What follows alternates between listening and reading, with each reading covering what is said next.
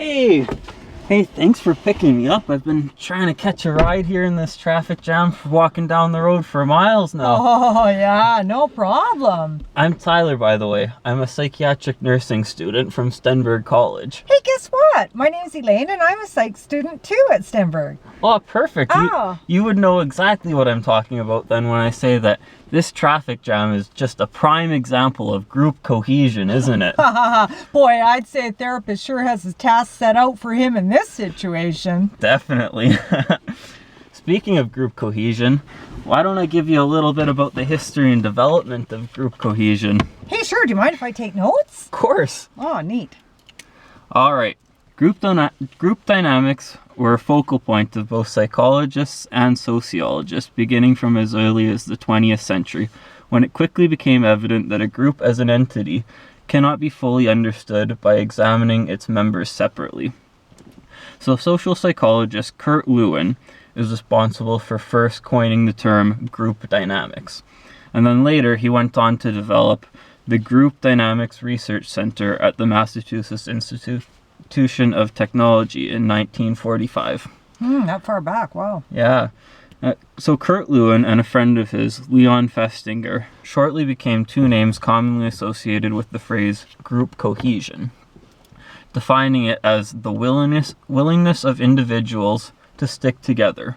They believed that at a fundamental level, group cohesion is absolutely necessary to the existence of a group. Cohesion, okay. Yeah. Do you want to hear a little bit more on it? Hey, this sounds great. Okay. It's right up my alley, Tyler. Okay. So I think that the most important thing for a group counselor to master is group cohesiveness. This concept, as described by Irvin Yalom, is a measurement of the attraction acting upon members to remain within the group. It can be summed by adding the attraction of members to members, members to therapist, members to group, and therapist to group. Powerful cohesion within the therapeutic group takes the idea of the therapeutic relationship a step further than the patient-therapist relationship by creating strong bonds throughout the entire group and contributing to a positive environment of trust, empathy, and acceptance. Through mastery of fostering cohesion within the therapeutic group, psychiatric nurses can further apply these skills to everyday practice, creating unity with a variety of groups they face on a daily basis, such as interdisciplinary groups, nursing teams, or even families of clients that they work with. So how might a group therapist foster cohesion, you might ask? Regardless of the type of group therapy, cohesiveness of the group and thus success of the therapy is heavily dependent on the support and reassurance of the therapist. While the therapist cannot create relationships between members or force an individual into attraction towards the group, he can facilitate a positive atmosphere that encourages these actions and relationships to develop and thrive. Therapists hold the responsibility first and foremost of leading through positive example by displaying a genuine, empathetic, accepting attitude towards members of their group and fostering the environment throughout the entire group. Maintaining an atmosphere where the group is free to develop bonds can be achieved through encouragement, reassurance, transparency, congruity, and absence of judgment. The therapist is responsible to practice these principles and encourage clients to contribute to a positive environment by utilizing these principles themselves. Okay. So why is group cohesion so important, you might ask? Greater cohesion within the therapeutic group results in a strong foundation of trust, empathy, warmth, and unconditional positive regard between the members, from the therapist, and within the group in general. Groups with increased attractions have statistically higher attendance, participation, and support between members. In addition, those belonging to groups with greater sense of togetherness report feeling valued, accepted, and appreciated. Through the feelings of welcoming, comfort, and acceptance that members develop, transparency is created, inviting members to share, participate, and empathize with others. While several factors come into play when it comes to the efficiency of group, warmth, empathy, and acceptance are the necessary conditions at the core of the therapeutic relationship, when an individual wishes to create personal change. Group cohesiveness naturally serves to develop these attributes of a strong therapeutic relationship and several interpersonal relationships within the group. While cohesion within therapy does not guarantee the success of those participating, cohesion and the empathy, warmth, and acceptance that it fosters are fundamentally essential to the process of it. Patients who claim to be understood, feel protected, and are comfortable within their groups also report the highest rates of improvement from group therapy. So what are some examples within practice that we could apply this to?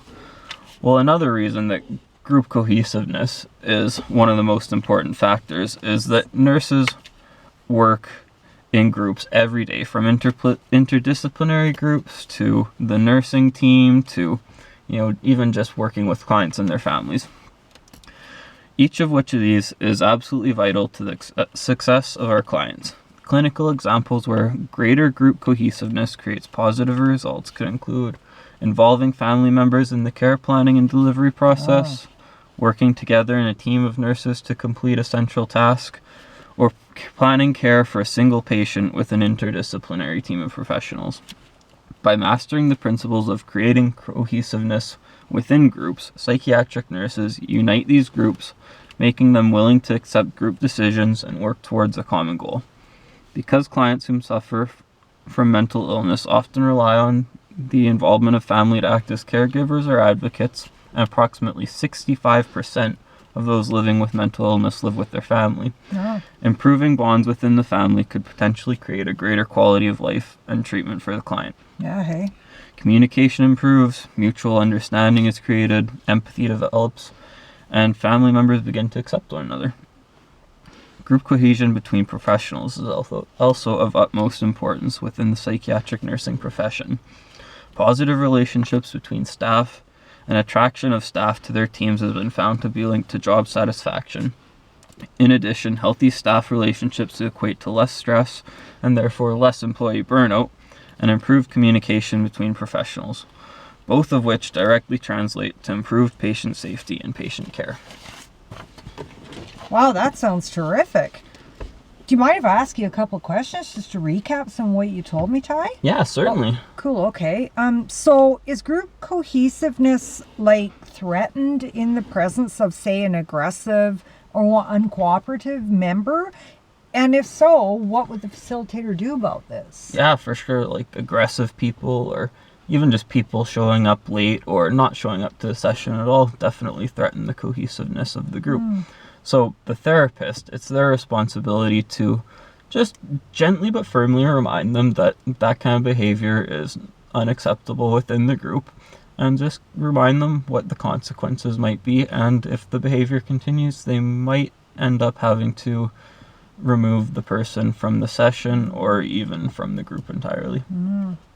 So how does the group facilitator make sure the atmosphere stays positive then? See, the group therapist doesn't necessarily have to make sure the environment stays positive. There's a certain amount of conflict and confrontation that's necessary for the success of group therapy.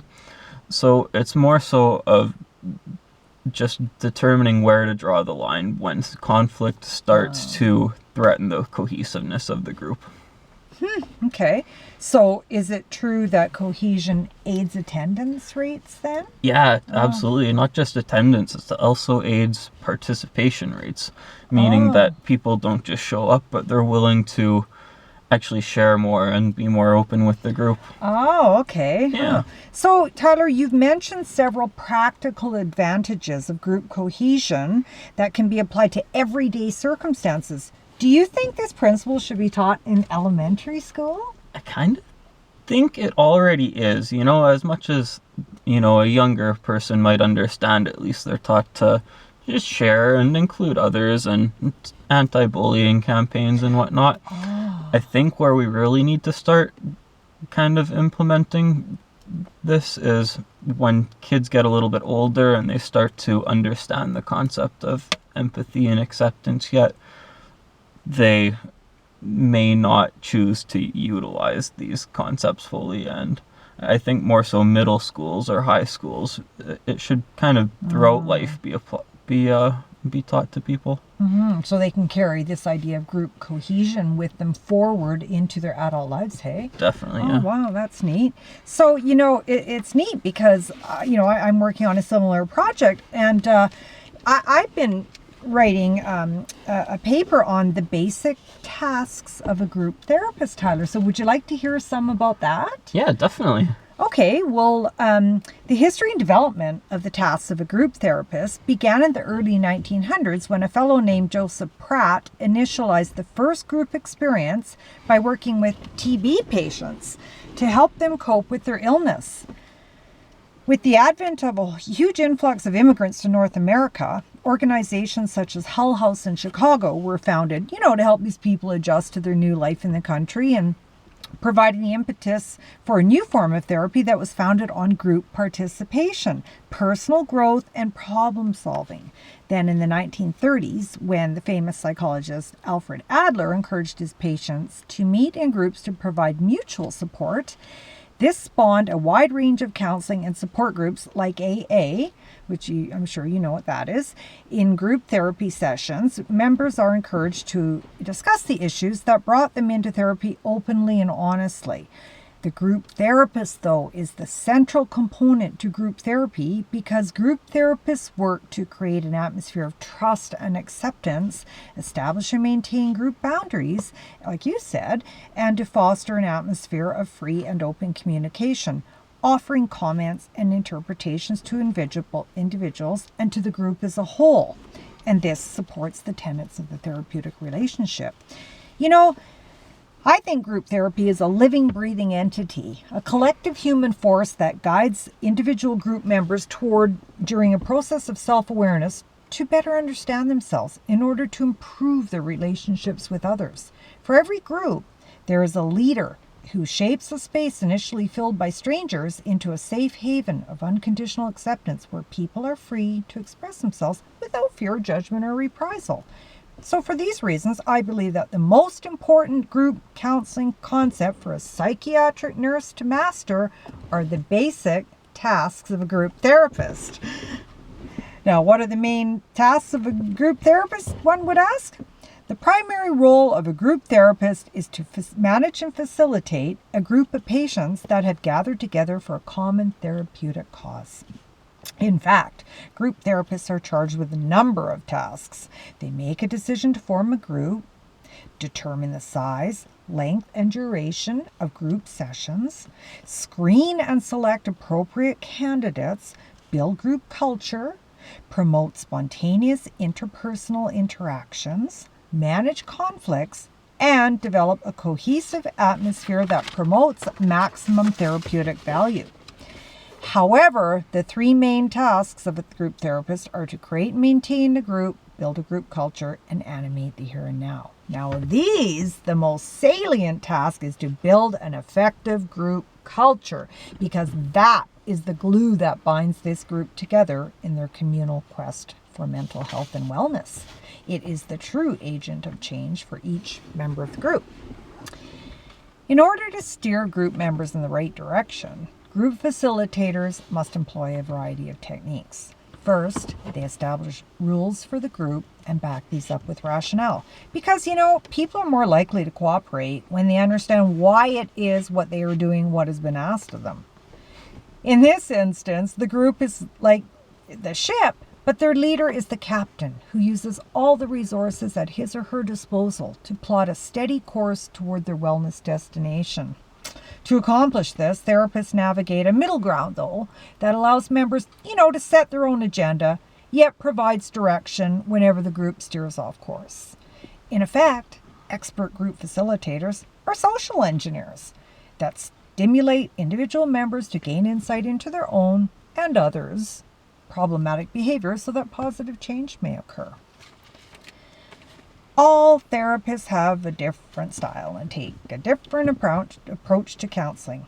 But I think that all would agree that the main objective is to promote self-exploration and discovery as a ticket to personal freedom. A seasoned therapist knows how to use simple facial gestures or body language interventions to transmit ideas without ever having spoken a word. Simple yet effective tools that shape and tone the core culture of the group to keep it from wandering off into impractical or perilous territory. In addition, effective group therapists must choose individual group members very carefully to ensure that the integrity of the group culture is not degraded or disturbed. There is no point in bringing a pathological alcoholic with a lengthy criminal driving record to a Mad Mothers Against Drunk Drivers meeting, because doing so would promptly destroy the group culture. Furthermore, if a group member should drop out of the group, it is usually because the facilitator didn't check his or her suitability for this particular group application. In group therapy, not everyone is a prime candidate for inclusion. Tyler, although I have not personally witnessed the positive effects of group therapy firsthand, in an official capacity, I believe these theoretical principles and practices could easily be applied to almost any situation. For example, large group projects like we do in school that would flounder and flail without a strong organizational facilitator, or for victims of the Rock Creek, BC wildfire that lost their homes and all of their belongings, who, because many of them sadly lack insurance, are deeply traumatized and rudderless. Bringing these folks together for a common cause builds a culture of community that is inherently sustaining.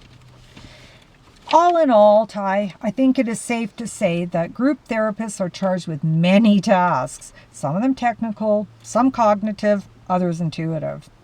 Based on reports of high rates of success, I believe group therapy is an up-and-coming mode of interactive therapy that, due to ease of access, cost-effectiveness, and ability to help large numbers of people in one fell swoop, is gaining popularity with both lay groups and professionals alike, identifying it as the therapeutic wave of the future. However, the cornerstone of group therapy remains the facilitator, a formally or informally trained expert who provides a platform for people's voices to be heard in relative safety. Ideally, group members leave their final session with a better understanding and acceptance of themselves and their behaviors, having learned to develop stronger interpersonal and coping skills. Oh, you make some really good points, Elaine.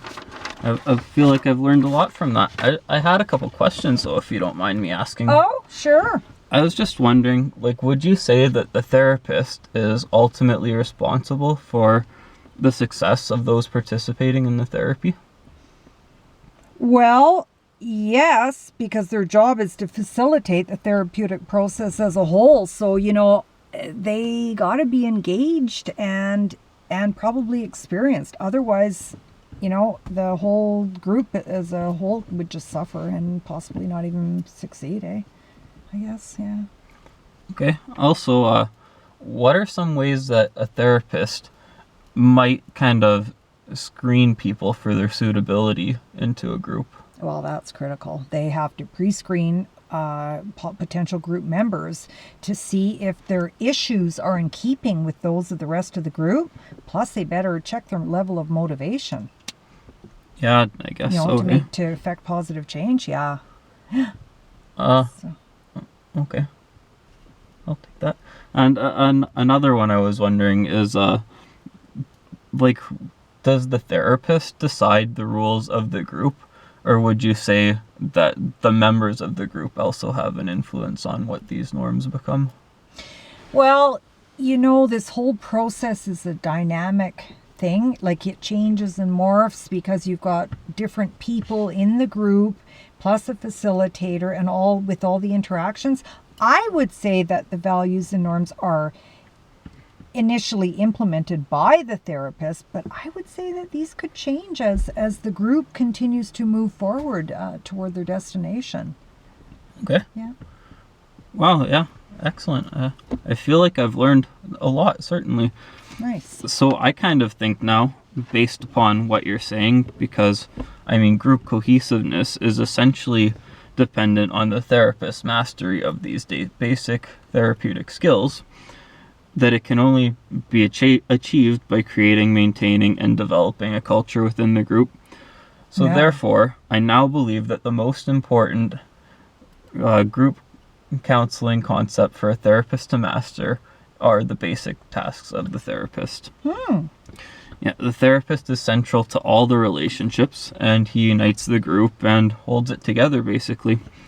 So by recognizing and intervening with threats to the cohesiveness, such as members showing up late or creating subgroups within, or cliques, or whatever you want to call them. So without the therapists, cohesion just wouldn't be possible. For sure. Yeah, so I think they kind of go hand in hand.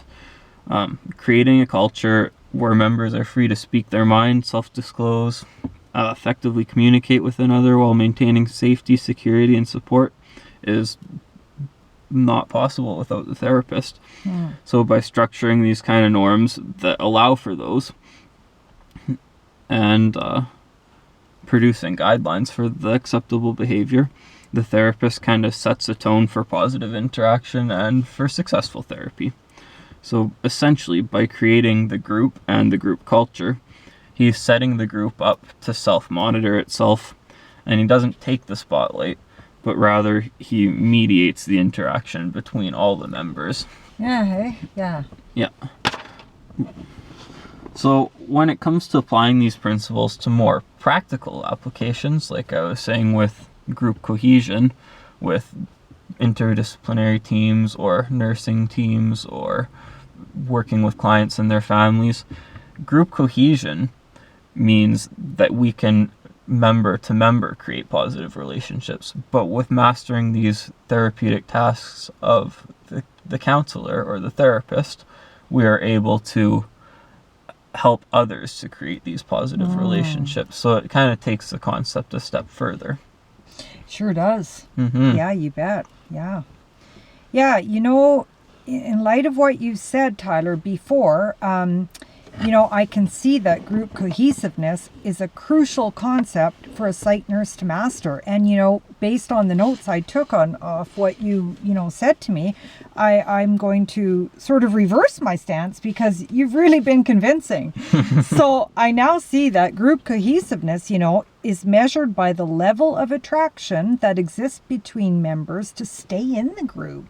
The sum effect of group cohesion can be tallied by, and I think you said, adding the attraction of group members to members, members to therapist, members to group, and therapist to group. Is that right? Yeah. Definitely. Group cohesion takes the philosophy of the therapeutic relationship a step further than the patient-therapist relationship by creating strong interpersonal bonds that contribute to a really positive environment that's emphasized by like trust and empathy and non-judgmental, acceptance and that, like rapport, in other words. Yeah.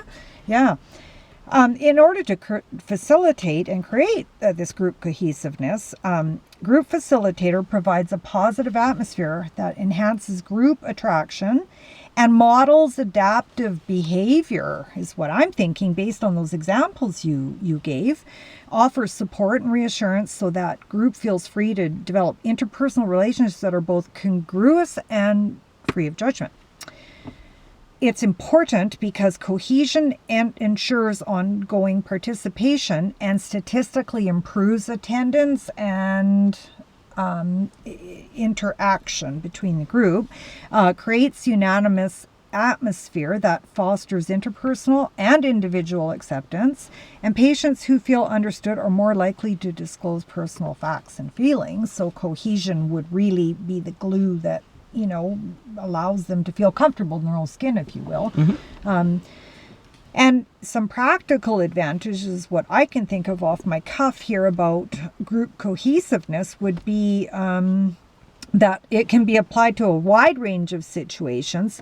Like you said, and I agree, nursing teams, interdisciplinary teams, family dynamics, community resource teams, etc. and that it enhances positive relationships between professionals and laypersons, which would help mitigate that power over dynamic that we often see within any institutional or formal or informal situation. So I think that would put paid to that, right? Because that's really damaging to the therapeutic relationship, that power over thing. And I think that group cohesiveness generally improves the lines of communication between staff members, who then would feel more vigorously attached to the team. So overall, I mean, I think group cohesiveness is probably a fundamental aspect of the whole world to keep it going. Yeah, definitely makes sense. It's almost like the two kind of go hand in hand. You can't have one without the other, hey? Yeah, hey, it seems like the group cohesiveness can't happen without the tasks of the therapist, and the tasks of the therapist would be useless without group cohesion. Yeah, for sure. The therapist is really responsible for just setting the group up to basically form its own cohesion, hey? Yeah, like you said before, you know, I think we're going to be seeing a lot more of home care. And I think that group therapy using the aspect of cohesiveness, but with a skilled, you know, therapist, and that would be our capacity as psychiatric nurses. I think that we're going to be largely instrumental for this new wave of the future, because I think as money downsizes, institutions going to continue to downsize, and there's going to be a lot more community care. So I think these two principles are bang on for facilitating that. We could kind of encourage people to look out for one another and kind of just be there in case we need to intervene or whatever. Yeah, I think group cohesiveness and the basic tasks of a therapist are going to be really great for community efforts like everything we've discussed today. Wow, this has been a great way to spend time in this lousy traffic jam. I've enjoyed myself so much, Tyler. Yeah, and I've certainly learned tons. I mean, gosh, this has been fabulous. So, oh, look, they're moving now. Great, we can get going. I better put on my seatbelt. Perfect. Sweet.